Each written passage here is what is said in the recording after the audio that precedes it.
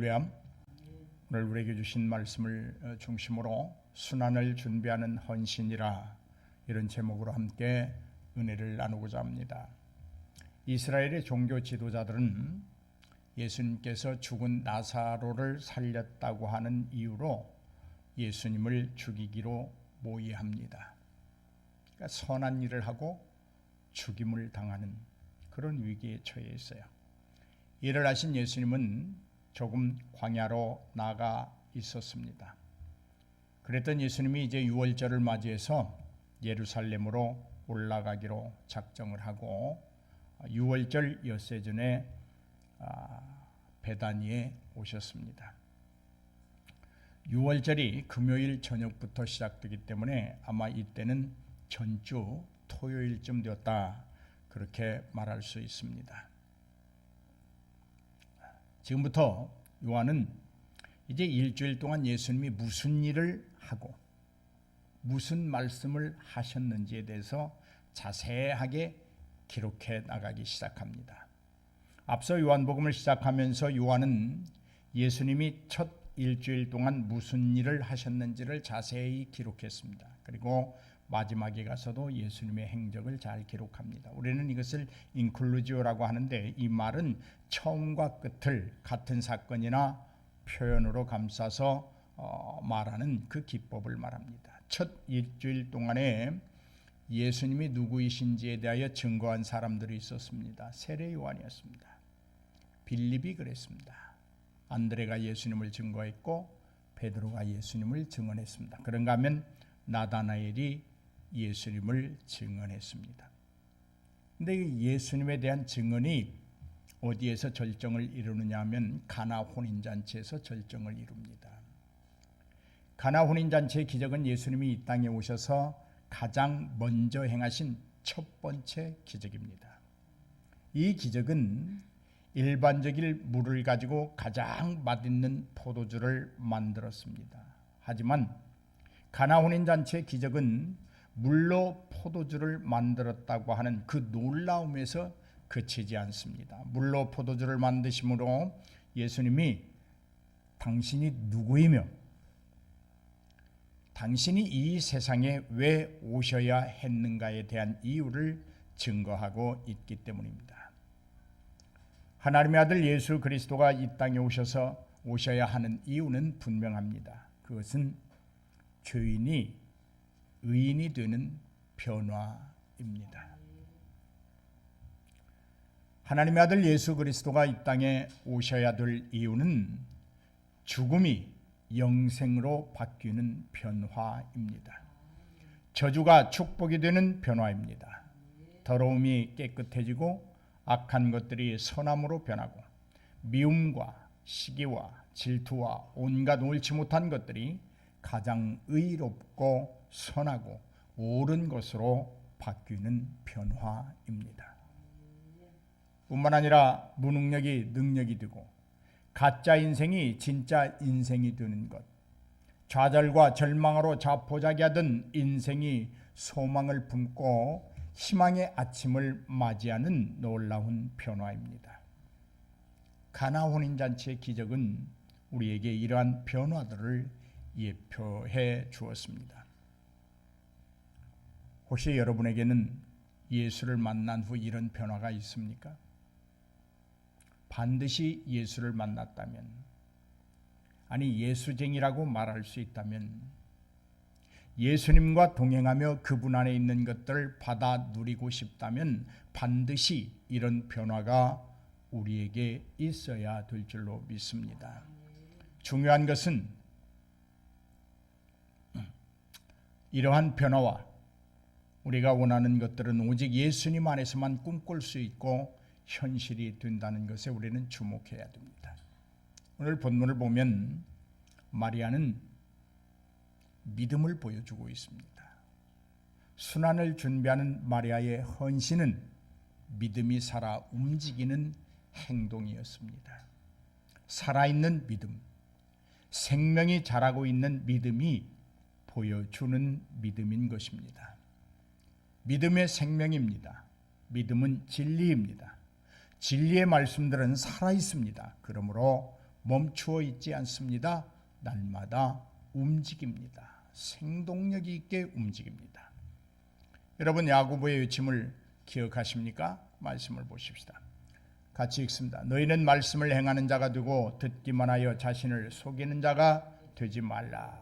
자유롭게 하는 온전한 율법을 들여다보고 있는 자들과 듣고 잊어버리는 자가 아니요 실천하는 자니 이 사람은 그 행하는 일에 복을 받으리라. 행함이 없는 믿음은 그 자체가 죽은 것이라. 나는 행함으로 내 믿음을 내게 보이리라. 믿음이 그의 행함과 함께 일하고 행함으로 믿음이 온전하게 되었느니라. 아멘. 사랑하는 성도 여러분, 저는 여러분이 가진 믿음을 믿습니다. 다른 이들보다 더 돈독한 믿음을 가졌다고 인정합니다. 자신에게 나의 믿음은 인정받을 수 있다고 말할 수 있다면 자기 스스로가 자기 자신에게 내 믿음은 인정받을 수 있어 라고 말할 수 있다면 오늘 여러분 그 믿음으로 일하게 하십시오. 여러분이 하나님으로부터 받은 믿음이 있다면 그 믿음으로 일하게 하십시오. 믿음의 능력을 사장시키지 마십시오. 믿음의 분량이 작든 크든 여러분이 일하는데 그것은 전혀 문제되지 않습니다. 믿음은 충분히 일하고자 하는 자에게 능력을 제공합니다. 믿음은 능력이기 때문입니다. 여러분이 받은 믿음을 행하십시오. 그리고 다른 사람이 볼 수 있도록 말입니다. 마리아는 예수님에게 다가가 매우 비싼 향유병을 깨뜨렸습니다. 그리고 그 향유를 예수님의 발에 부었습니다. 값으로 치면 300데나리온이나 되는 아주 비싼 값의 향유였습니다. 그렇다면 마리아는 어떻게 이런 행동을 할 수 있었을까요? 몇 가지 있겠지만 가장 중요한 것은 은혜를 은혜로 아는 믿음을 가졌기 때문입니다. 오직 은혜입니다. 오직 은혜. 이것이 마리아가 가지고 있는 믿음의 내용입니다. 오라비 나사로가 살아난 것 오직 은혜입니다. 자신의 은하 믿음의 결과가 아니라 오직 베푸시고 채우시는 하나님의 전적인 은혜입니다. 모든 것이 하나님의 은혜가 될 때 진정한 감사가 있을 수 있고 그가 가진 믿음은 행동하도록 그를 이끌어 줍니다.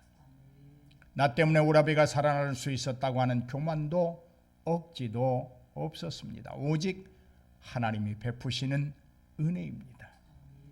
자신의 집에 예수님이 찾아오심도 자신 때문이 아니라 오직 죄인들을 찾아오시는 하나님의 은혜입니다. 은혜가 아니고는 아무것도 일어날 수 없습니다. 오늘 내가 나된 것은 오직 하나님의 은혜라는 바울의 고백을 가장 먼저 마리아가 보여주고 있습니다. 순환을 준비하는 마리아의 헌신은 예수님의 죽음을 준비하는 헌신이었습니다. 그렇다면 마리아의 헌신이 예수님의 장사를 준비하는 것이었다면 오늘 우리의 헌신은 이제 다시 오실 예수님을 맞기 위한 준비의 헌신이라는 사실입니다. 여러분, 누구를 맞는다고 하는 것은 상당한 준비가 없이는 일어날 수가 없어요. 우리는 지금 주님의 재림을 기대하면서 무엇을 준비하고 있는가에 대하여 자신에게 질문을 해볼 필요가 있습니다. 예수님은 예고 없이 오십니다. 갑자기 오십니다. 그런데 이러한 현상은 잘 이해하십시오. 준비하지 못한 자들에게, 어리석은 다섯 처녀에게만 갑자기 오십니다. 주님 맞을 준비의 헌신을 게을리하는 자들에게는 주님이 예고 없는 재림이 되겠지만 반대로 말씀을 의지하고 철저히 준비하는 자들에게는 이미 예고된 재림으로 그가 오실 주님을 기다리던 그 기다림이 축제가 되는 것입니다. 준비하는 자들에게는 예수 안에서 자라남이 있기 때문입니다. 준비하는 자들은 하나님을 의지하는 강도가 점점 더 많아집니다. 이들에게는 주님이 갑자기 오시는 것이 아닙니다. 준비하고 있었기에 반갑게 기쁨으로 맞을 수 있습니다.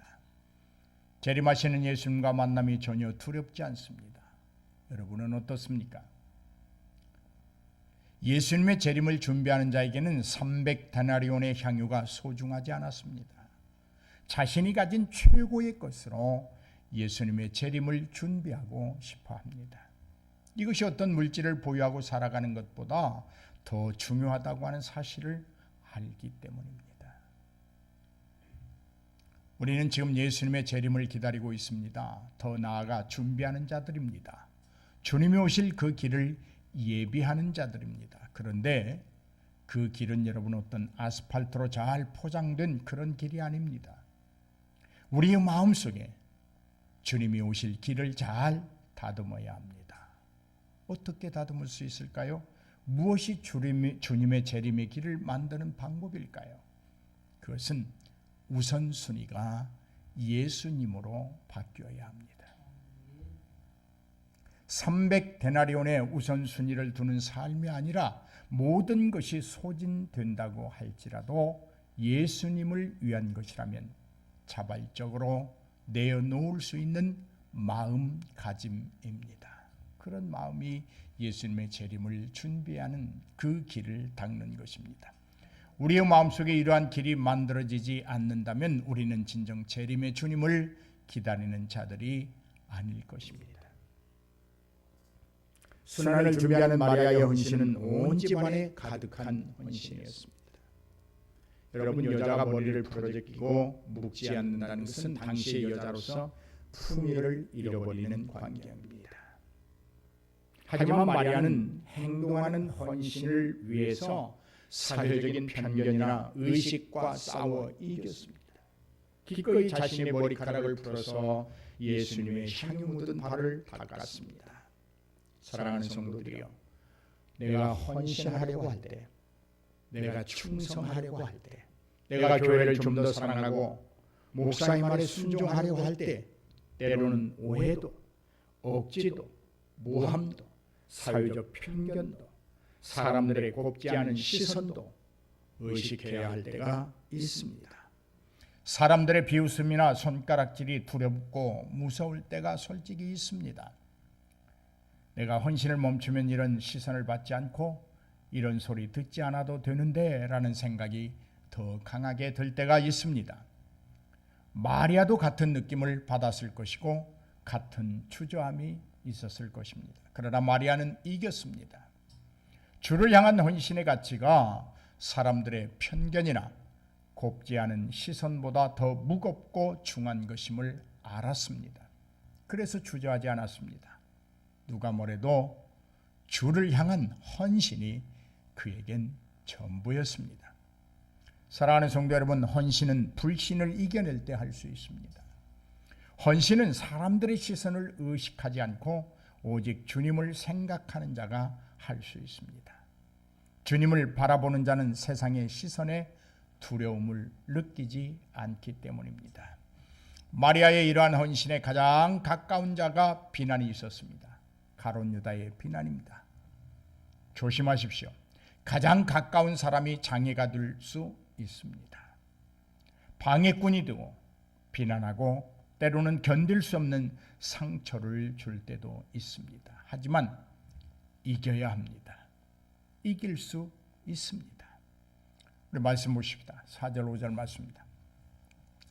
제자 중 하나로서 예수를 잡아줄 가룟 유다가 말하되 이 향유를 어찌하여 300데나리온에 팔아 가난한 자들에게 주지 아니하였느냐 하니 이렇게 말하면 가난한 자들을 생각함이 아니요 그는 도둑이라 돈꾀를 맞고 거기 넣는 것을 훔쳐가미러라.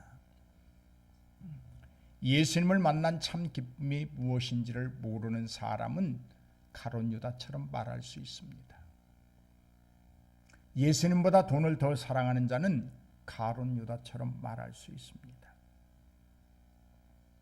예수님을 믿는 믿음 생활이 어쩌면 목에 걸려있는 십자가를 하나의 액세서리로 여기는 그런 자들에게는 가룟 유다처럼 말할 수 있습니다. 요한은 가룟 유다에 대하여 이렇게 증언하고 있습니다. 그는 가난한 자들을 위하여 그렇게 말한 것이 아니다. 본시 그는 도둑이기 때문에 300데나리온을 헌금함에 두면 자기가 일정 부분 가져가려고 하는 욕심 때문에 그렇게 말하고 있다. 오늘 우리가 하나님 앞에 헌신하고자 원할 때에 우리를 모해하고 우리를 시기하며 질투하고 상처를 주는 자들은 어쩌면 가룟 유다와 같을 것입니다. 여러분, 헌신이라고 하는 말은 히브리어로 네다바라고 하는데 자극하다, 자원하다, 즐거이 드린다라는 뜻을 가지고 있습니다. 사사기 5장에 그런 말씀이 있습니다. 이날에 드보라와 아비노함의 아들 바락이 노래하며 이르되 이스라엘의 영솔자들이 영솔하였고 백성이 즐거이 헌신하였으니 여호와를 찬송하라. 시편 110편 3절 말씀입니다. 주의 권능의 날에 주의 백성이 거룩한 옷을 입고 즐거이 헌신하니 새벽 이슬 같은 주의 청년들이 주께 나오는도다. 출애굽기 32장 29절 말씀.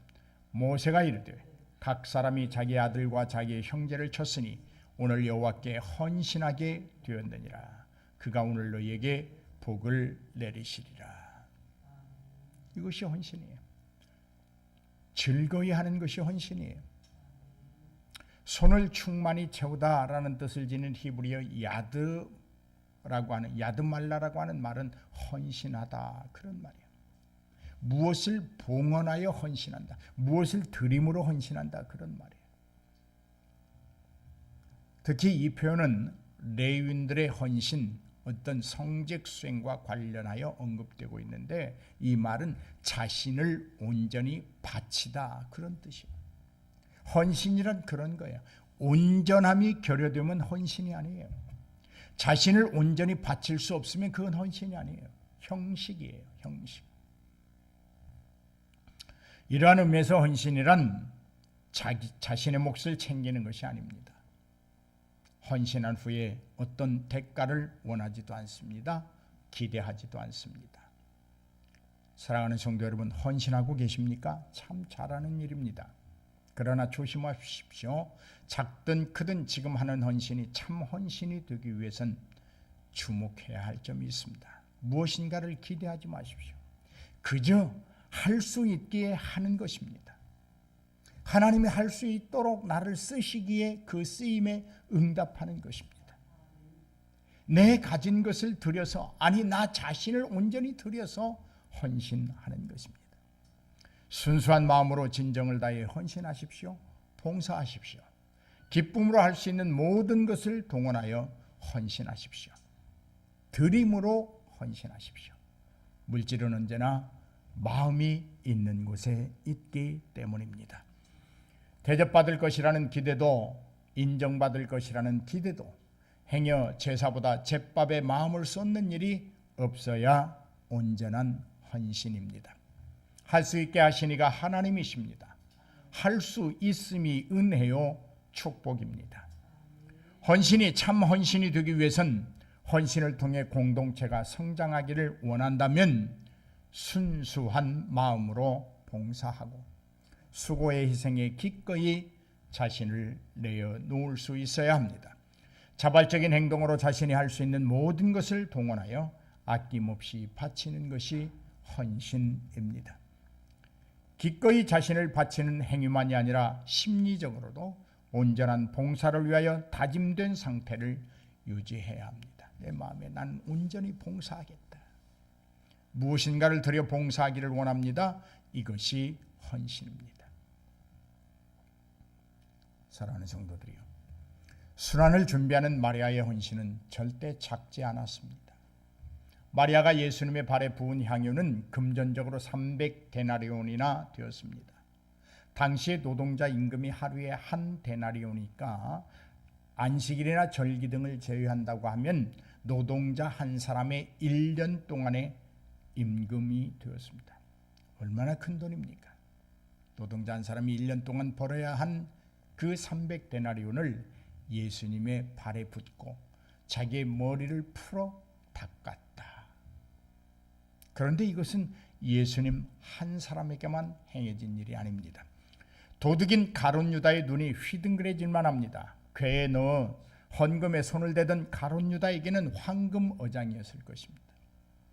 300데나리온 중에 여러분 얼마만 훔쳐내도 반년 동안은 살 수 있는 그런 기대가 무너져 버리고 말았습니다. 하지만 마리아가 깨뜨린 향유의 헌신이 돈 300데나리온에 그치지 않았습니다. 돈으로는 다 할 수 없는 더 큰 것을 이루어내고 있습니다. 그것은 주님의 장사를 준비한 것입니다. 주님의 죽음을 준비한 비싼 향유의 헌신은 예수님께 드렸다는 것을 넘어서서 예수님의 장사를 준비했다고 하는 것은 곧 인류를 위한 헌신이었습니다. 물질적 헌신을 지켜본 가룟 유다는 비난합니다. 차라리 이것을 가난한 자들을 위하여 사용하는 것이 낫다고 말합니다. 그럴싸합니다. 옳은 말처럼 보입니다. 그러나 이것은 인간의 생각입니다.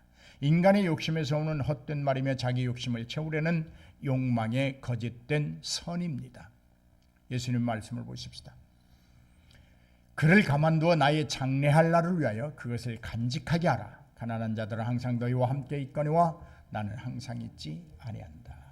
순환을 준비하는 마리아의 헌신은 눈앞에 보이는 것에 대한 것이 아니라 예수님의 장래를 준비하는 미래의 것이었습니다. 내일을 위하여 헌신했다, 그런 말입니다. 마리아의 헌신은 개인적인 한 사람의 몫으로 그친 것이 아닙니다. 인류의 죄를 사하는 주님의 사역의 길을 닦는 것이었습니다. 시기적으로는 미래를 위한 것이고 영역적인 면에서는 온 인류를 위한 헌신이었습니다. 개인적 작은 헌신이 인류를 죄에서 구원하신 주님의 사역을 위한 것이었음에 주목해야 합니다.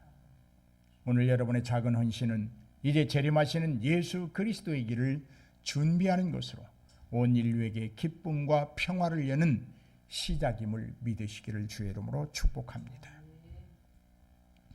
지금 여러분이 드리는 헌신은 결코 작은 것이 아닙니다.